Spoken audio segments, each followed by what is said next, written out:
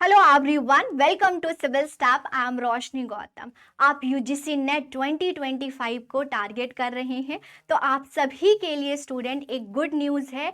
Civil staff पर paper 1 and paper 2 की complete तैयारी कराई जा रही है। तो आपका सब्जेक्ट कोई भी हो, यहाँ पर तैयारी और पूरी फुल प्रेपरेशन कराई जा रही है। कोई भी डाउट होता है या आपको कोर्सेज से रिलेटेड कोई भी जानकारी चाहिए, तो आप डिस्क्रिप्शन बॉक्स में लिंक होगा, वहाँ जाएंगे या पर्टिकुलर नंबर पर कॉल भी कर सकते हैं। तो अगर आपने पीजी अपने इकोनॉमिक्स से किया है और यूजीसी नेट इकोनॉमिक्स में देना चाहते हैं, तो मैं आपके लिए बहुत सारे लेक्चर्स लेके आती हूँ और कोर्सेज भी अवेलेबल है, तो आप कोर्सेज को भी बाय कर सकते हैं। आज की क्लास में हम बात करेंगे कि अगर आपका इकोनॉमिक सब्जेक्ट है तो आपके पास क्या कौन सी बुक्स होनी चाहिए। नेट जेआरएफ के लिए तो इम्पॉर्टेंट है ही, लेकिन बीइंग अ इकोनॉमिक स्टूडेंट आपके पास ये सारी बुक्स होनी चाहिए। अगर आप जितनी बुक्स पढ़ते हैं उतनी आपकी जो है इनसाइट, या मैं आपको बताऊं उतनी ही कंसेप्ट क्लियर होती हैं। तो बुक्स बहुत इंपॉर्टेंट है, बुक्स बहुत आपके लाइफ में इंपॉर्टेंट रोल प्ले करता है। तो ये सारी बुक्स मैं आपको बताऊंगी जो कि मैंने भी पढ़ी है, और मैं आपको उसके जो भी पॉजिटिव है नेगेटिव पॉइंट्स जो भी सारी बताऊंगी। जिस प्रकार से हमारे वार्डरोब में हमारे क्लोथ्स होते हैं, उसी प्रकार से इकोनॉमिक स्टूडेंट के पास ये सारी बुक्स होनी चाहिए। बहुत इंपॉर्टेंट बुक्स हैं, इन सभी को नोट करेंगे। बेसिक तो आपको इकोनॉमिक्स के लिए पहले एनसीईआरटी पढ़ना चाहिए। एनसीईआरटी से क्या होता है स्टूडेंट, हमारा बेस जो है वो स्ट्रांग हो जाता है। तो 9th से 12th क्लास की जितनी भी एनसीईआरटी बुक है वो आपके पास होना चाहिए, और जब भी टाइम मिलता है आप उससे पढ़े। मतलब कि वो बहुत सरल लैंग्वेज में, बहुत सिंपल लैंग्वेज में लिखा हुआ है, तो बहुत अच्छे से पढ़ेंगे तो आपको ना चीज़ हो, जैसे वहाँ पर बहुत सारे वर्ड्स का डेफिनेशन पता चलेगा, कैसे आप कोई चीज़ को डिफाइन करते हैं। मान लीजिए कि अगर आप असिस्टेंट प्रोफेसर देते हैं और वहाँ पर सब्जेक्टिव आ जाता है, ऑब्जेक्टिव नहीं आता है ना, फर्दर यूजीसी नेट के बाद आप देते हैं, तो वहाँ पर वो जो डेफिनेशन है वो सब बहुत काम आएगा। तो एनसीईआरटी में हमें जो इकोनॉमी के टर्म्स हैं उसको समझने में बहुत हेल्प करती हैं। तो पहले आप 9th से 12th तक की जितनी भी एनसीईआरटी बुक है, या जो टीआर जैन है, टीआर जैन भी बहुत इंपॉर्टेंट होता है। कोई भी सरल बहुत सिंपल लैंग्वेज में चीज़ें लिखी हुई है।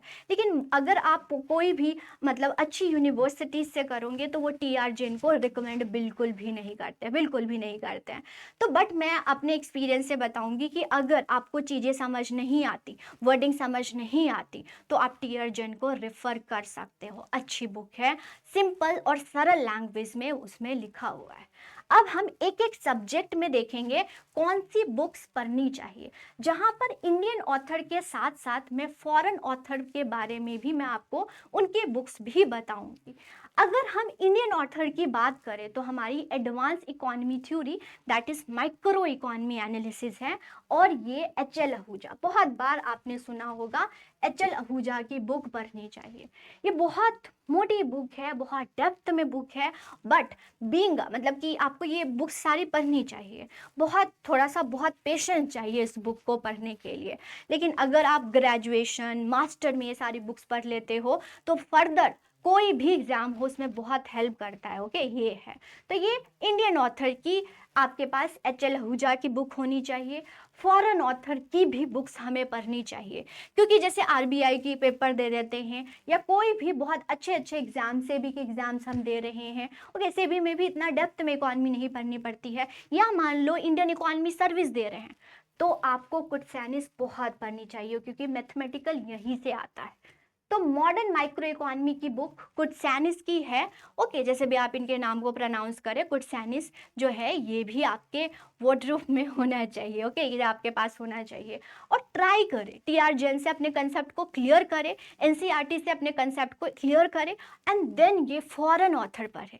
हमारे जो भी प्रोफेसर हैं वो हमें यही रिकमेंड करते थे कि फॉरेन ऑथर की चीज़ें पढ़ो, फॉरेन ऑथर की बुक्स पढ़ो। वो ऐसे ही रिकमेंड, मतलब कि वो जब भी सजेशन बोलते थे थे कि नोट्स आपने यहीं से बनाना है। ओके, ये चीज़ है। वही अगर हम मैक्रो इकोनॉमी की बात करें तो मैक्रो इकोनॉमी में वही एच.एल. आहूजा है, macro economy theory and policy, ये आपके पास होनी चाहिए। दूसरा अगर हम देखें तो मेनक्यू की बुक होनी चाहिए आपके पास।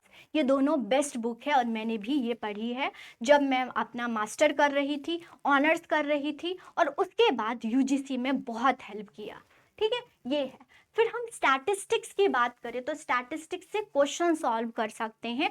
यूजीसी में इतना क्वेश्चन नहीं आता है, बट फिर भी आपको अगर पीजी में अच्छा चाहिए तो इससे आप अपने कंसेप्ट या क्वेश्चन को क्लियर कर सकते हैं, स्टैटिस्टिक्स पर कमांड बना सकते हैं। क्योंकि जब आप इंटरव्यू देने जाएंगे ना स्टूडेंट, तो आपके डेमो में ये सब करवाएंगे। और स्टैटिस्टिक्स और मैथ्स की बहुत डिमांड है यूनिवर्सिटीज़ में। अभी मैं अपने एक्सपीरियंस से बताऊं आपको, तो स्टैटिस्टिक्स की doctor S.B.. Gupta, okay, Gupta से हम ऐसे बोलते हैं, इनकी बुक आपको पढ़नी चाहिए और आपके पास होनी चाहिए। इकोनोमेट्रिक्स, मैं यही रिकमेंड करूंगी स्टूडेंट, इकोनोमेट्रिक्स आप ले। ओके, मास्टर में ये किसी में कंपलसरी होता है, किसी में ऑप्शनल होता है।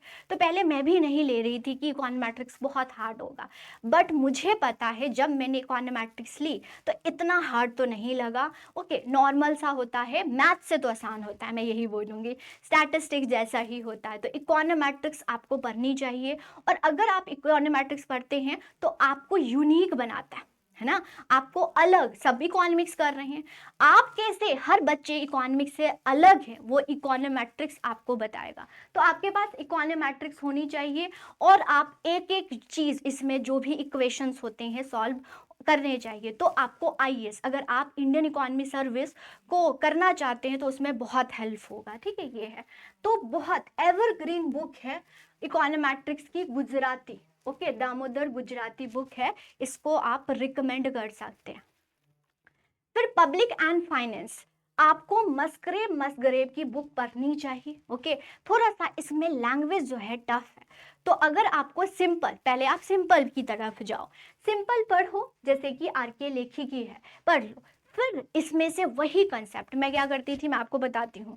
सिंपल में कंसेप्ट को पहले समझा और फिर फॉरेन ऑथर की बुक पढ़ती थी तो समझ आ जाता था। तो यही है कि आप अपनी इनसाइट, इकोनॉमिक्स बहुत इंटरेस्टिंग सब्जेक्ट है, और कुछ करना चाहते हैं इकोनॉमिक्स में तो आप मस्ग्रेव को पढ़ें, और कंसेप्ट नहीं समझ आता तो लेखी से रिकमेंडेशन ले सकते हैं। ओके, ये है। फिर ग्रोथ एंड डेवलपमेंट की है AP थ्रीवाल जो है, इनकी बुक को आप ले सकते हैं थ्रू ग्रोथ एंड डेवलपमेंट, जितनी थ्योरीज है इनसे पढ़ सकते हैं, राइट, ये है। फिर मैथमेटिक्स की बात करें तो मेहता मदलानी बुक है, इसको आप रिकमेंड कर सकते हैं, ये पढ़ सकते हैं। जितने भी क्वेश्चंस हैं और डेप्थ में क्वेश्चंस हैं ये कर सकते हैं। ये भी हमारे प्रोफेसर रिकमेंड हमें करते थे कि इनसे पढ़ो, इससे जाके पढ़ो। ठीक है।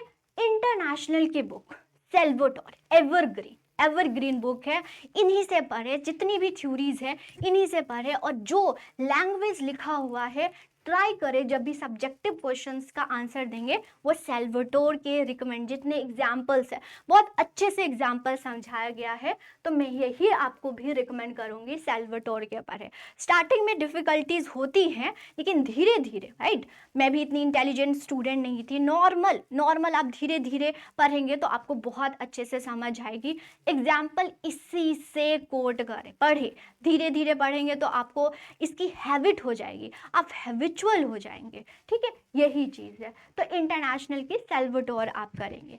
फिर इंडियन इकोनॉमी की बुक जो है वो, वैसे स्टैटिक जो बात करें यूजीसी में, स्टैटिक जो है वो बहुत कम पूछा जाता है, डायनेमिक पूछा जाता है, तो स्टैटिक को आप करना चाहते हैं। और इंडियन इकोनॉमी आईएएस में भी बहुत इंपॉर्टेंट होता है, तो हम मिश्रा एंड पुरी बोलते थे, मिश्रा पुरी, एंड दूसरा उमा कपिला, ये दोनों बुक हमारे भी प्रोफेसर रिकमेंड करते थे और मैं भी आपको ये रिकमेंड करना चाहूँगी।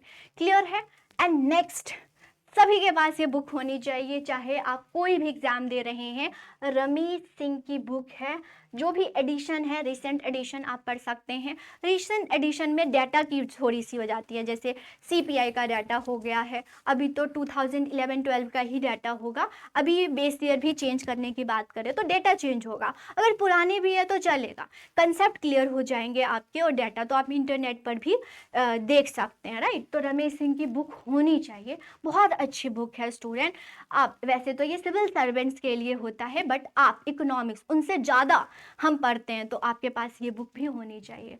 तो ये सब बुक मेरे पास भी है और मैं आप सभी को रिकमेंड करूँगी कि ये सारे बुक आपके पास होने चाहिए। जिस प्रकार से हम अपने कपड़ों के वार्डरोब को सजाते हैं, तो आपकी बुक आपकी लाइफ में, इकोनॉमिक स्टूडेंट के लाइफ में ये सारी बुक्स होनी चाहिए। ओके स्टूडेंट, तो आज की क्लास को हम यहीं पर एंड करते हैं।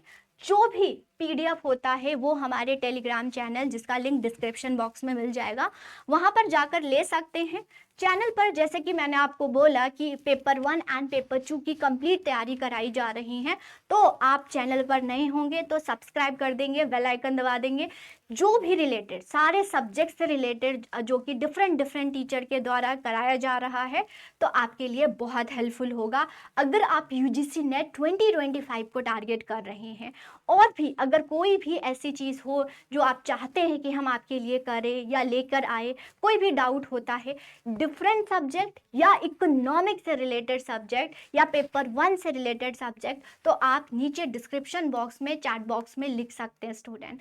तो आज की क्लास में इतना ही, लेकिन फिर मैं और भी अपने एक्सपीरियंस से देखते हुए जो गलती की, जो प्रॉब्लम हुआ, वो सब को लेके आऊँगी। अगर आपको कोई प्रॉब्लम है तो ज़रूर चैट बॉक्स में मेंशन करें। आज की क्लास में इतना ही। Thank you everyone student, all the best.